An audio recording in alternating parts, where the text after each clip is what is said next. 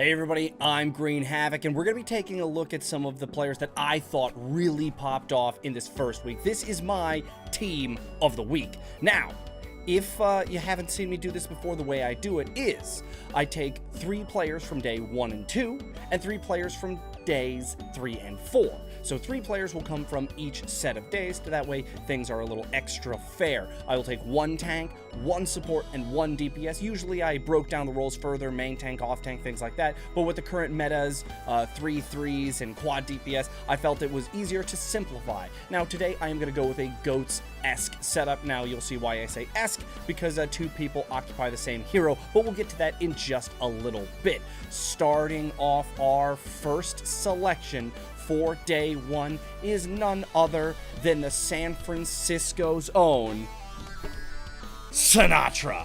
I mean, the guy popped off big. The Zarya play was so clean versus the Dallas Fuel. Damage popping out from just, I mean, in every fight, it was just damage, ult, damage, ult.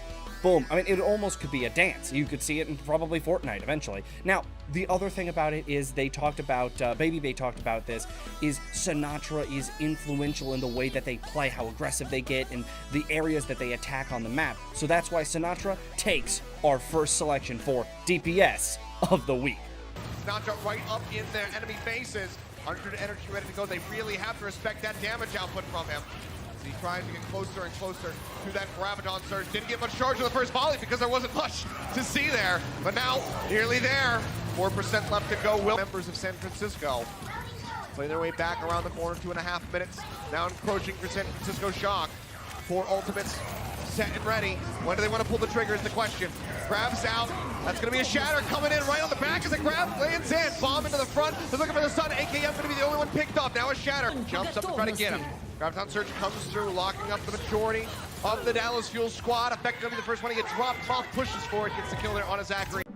All right, so there we go. We just saw Sinatra's Zarya, and yeah, it's scary. It fell off a little bit in days 3 and 4, but it still was scary.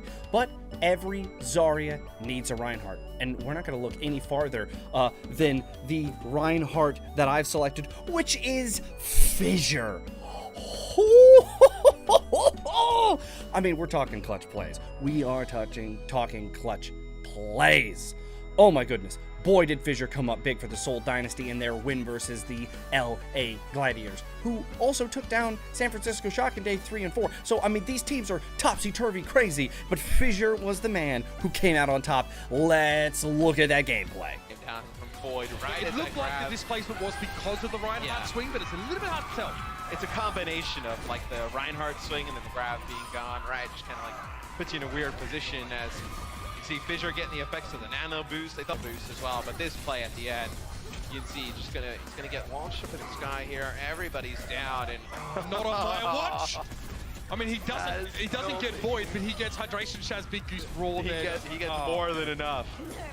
Fantastic. And if you're looking for a playmaker, if you look... Get knocked down. What? I mean, oh, you think you made the game-winning play, and then he does that? That's just... Oh, you can't do that, Fissure. But there is a man who's taking people off the map, and he takes our final slot for days 1 and 2. He is a support player, and he is for the Houston Outlaws, and that's my man, Boink. Now, we didn't see a lot of Boink in Season 1 of the Overwatch League, but with Lucio being big, you know the Boink is back.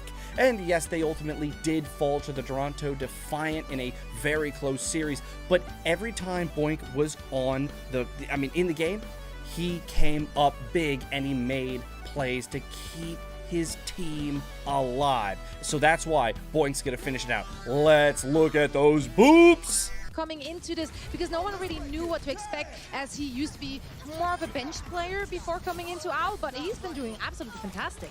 I mean, that's the thing. What we kind of expected in this match, I think, is kind of happening, right? Where Toronto, it looks like they have a lot of good individual talent. We knew they could, but they're missing one of their star players. They're still missing Neko, right? Whereas Houston, maybe not the strongest individual play, except Dante is really good, and has Boink having a lot of great boops there, set up by Muma in a lot of cases here, but they've got that cohesion. Oh. Oh, that's nasty. That trance. Bye-bye. Into the pit. Oh, talk about gaze into the iris. Well, gaze into that pit. So, we are on to days 3 and 4. Now, this next player, I don't have a hat for. Oh, I don't like not having swag, but it just quite hasn't happened yet. But I will, because trust me, the Titans are legit, and our next DPS is an actual DPS, and played an actual DPS hero, I should say, because Sinatra has tons of heroes he can play, and there are so many in the Overwatch League, but he played DPS this week, and he came up big, clutching out the series, and that is our man Stitch. It's high noon, and yeah, it's happening like right now. It's high noon like now. So, GG, goodbye. Let's look at that gameplay. Double threat of the far as well. Gets a couple shots in. Okay, Ding gonna be taken down. Coma, can he get the rest is gonna be the question. Banning the hammer. I think Coma's gonna be looking for it. It's got the Valkyrie popped. Su under a little bit of fire. OT rolling through. Coma gonna be taken down. Right as that res comes in, and Stitch scoops up the kill. Ding put right back into the grave. Now pushing forward halfway. Headshots out of the DM. He gets the double tap. Stitch takes him out with his signature McCree. Toughest part for the Dragons. They just need to be stable here. Oh, Look at the double Viking slam. from behind. The Deadeye coming down. The pharmacy cop is right out of there. Ding and Coma both say goodnight. Another shot, the headshot there onto DM. Takes him out the hit onto Geggery in midair. And in stop. Clutching out the series. They just wanted a map, man. One map. And he said no. Dragons, goodbye, good night, 4-0, hello. Feeling good opening up the league. Now, we got to have a tank. And this is why, again, why I said Esk for our GOATS comp. Because this player also occupies the Ryan role. And that is the main comeback man himself.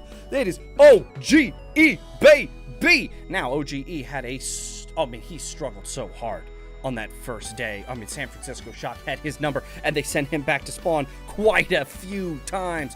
But he would not quit. No, he would not give up. He wasn't going to sit in the corner and cry. He came out big. He flexed those Ryan and Winston muscles, and he told the Seoul Dynasty and Fissure to sit down. Let's check out OG's gameplay. What do? Michelle right now has 19 enemies EMP'd and getting an EMP every minute, connecting with almost 5 players per EMP. There's no opportunity for Dallas to even fight any of these because they never have any of their abilities, their ultimates online. Zachary not having the brig anymore. Switch to Anna. He wants to sit in that top left corner and stay safe while providing healing. Soul don't have the easiest way to interact with him right now, but they've got bigger things to worry about. Self-destruct in. Fissure has to step back. There it is! 2 knockdown with a shadow, and that's all Dallas really needs. Can he? They saw him coming a mile off, and Fissure is sent packing in much the same way. It's a Graviton Surge. Doesn't really do much for Soul right here. Getting Zachary's a good start. Dexa really needs to stall this point out. Kind of like Mock did in the previous series, but it's so hard. Dallas want to win more. It's as simple as that. Oh, it's so crazy that he didn't look so good in that first game, and he came back and had that kind of performance. Hello, yes please, Team of the Week material, in my opinion. Now, again, this comes back to the Esk, if you will, because I've got another boot master. Single-handedly, well, not single-handedly, but it was the large turning point in so many fights for the LA Gladiators win over the San Francisco Shock. I am talking about the Goose. Yes, Big Goose's Lucio play. Now, it's something that we knew he was good. He was good in Season 1. But what was it? Something about the GOATS play brought something out in him because, not just environments. We always think of Lucio's with environmental kills and, oh, it's so cool, like we saw with Boink, and it is fun to see. But with Big Goose, it was breaking down the formation, crumbling that group synergy that GOATS relies on so much, saying, hey, you want to play a 6? How about you play as 4 and 2 or 3 and 3 or 2 and 1? And, crazy amounts of displacement. Never let people have the high ground. In fact, the only times the Gladiators really struggled is when there wasn't walls for him to be riding on, coming in and swooping and booping people away. So let's check out the Goose's high-flying wall riding play. It turns out the beak was pretty sharp today. He got some serious work done. Many boops were had. many clutch sound barriers. Yep. Player of the match, sponsored by Omen and HP, and you see it time and again with Big Goose. Gets around them and just knocks people into his team. It's got to be so terrifying to try to play against a Lucio where he's always around you, he's super aggressive, and never gets punished for it. That's why you saw the road. Dangerously low, forced to use the rally to top himself back up again, give his teammates that extra armor. Just gonna get beefier and beefier. Choyobin right now looking for an angle though. They're just playing the site 98%, and what a shot from Big Goose. Knocks Smurf right into it, and they are gonna go for the hard reset here, San Francisco Shock. But they've done their jobs. All right, those are the people that took the 6 spots in the team of the week. But wait, there's more. That's right, we have an MVP of the week, and this one was so hard to pick.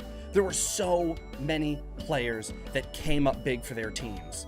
So many big wins, so many near losses, but only one man could take it, and that, to me, was new member to the league for the Boston Uprising, Fusions.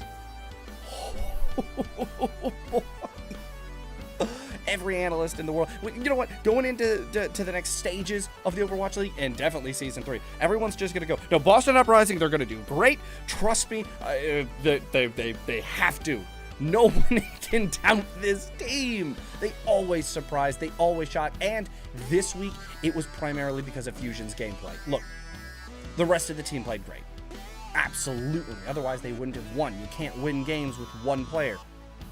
But for Fusions to come in for his first Overwatch League game and put up that kind of performance versus the NYXL, one of the most dominant teams in the Overwatch League, and Muma, considered one of the best main tank players in the league. I mean, came in big, knocked people down, told the Seoul Dynasty, or not the Seoul Dynasty, the NYXL players, you gotta take us seriously. You're not just gonna walk over this series.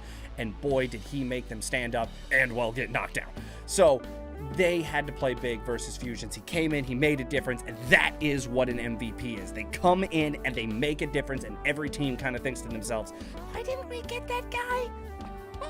So let's check out some of Fusion's gameplay. Good teamwork, coordination, and now this so is sick. cool. There's the angle. Getting taxied in on the side. Houston should definitely have spotted this though. So, but it's a different angle. They go right through that choke point now, and they're gonna go right onto the point itself. So Boston looking to set up shop here behind Fusions. They really like taking this angle. They took the platform on the way in. Let's take a look at these shatters and see if Fusion can hit a big one. Yeah, it's about finding that angle. If they can knock him out of position, self-destruct is there. Grab gets thrown in as well here on the Houston Outlaws side. Cool Matt going to not find the kill, but Linkster still manages to remove Note. Cool Matt getting overwhelmed as well, and now that's going to be the delayed grab thrown in here from Axiom. No big follow-up to it, but some decent damage getting dealt. Fusions with the shatter on one. They're finding some kills here, Boston Uprising, but will it be enough? Still 3 players alive for Houston Outlaws. They're going to be able to draw this out a little bit longer. Blue in the entire left side of the kill feed means Boston is winning this fight handily. Only a little bit more percentage to get the final completion on this point as well. Now stalling tactics are coming in. You see Houston changing heroes to heroes that are ultra fast, ultra quick, not going to be. Finally finding the opening here for the grab. Can they execute on the combo? Doesn't look like it. Raucus gets the D-Mech on Note, but then the shatter comes through. Note is vulnerable, but he's still going to survive. And Axiom as well, but not for long. Fusions will find the kill on point, but we're trading. This is where they go up 2-0, right? Well, they started so strong. Jonak in particular was a monster.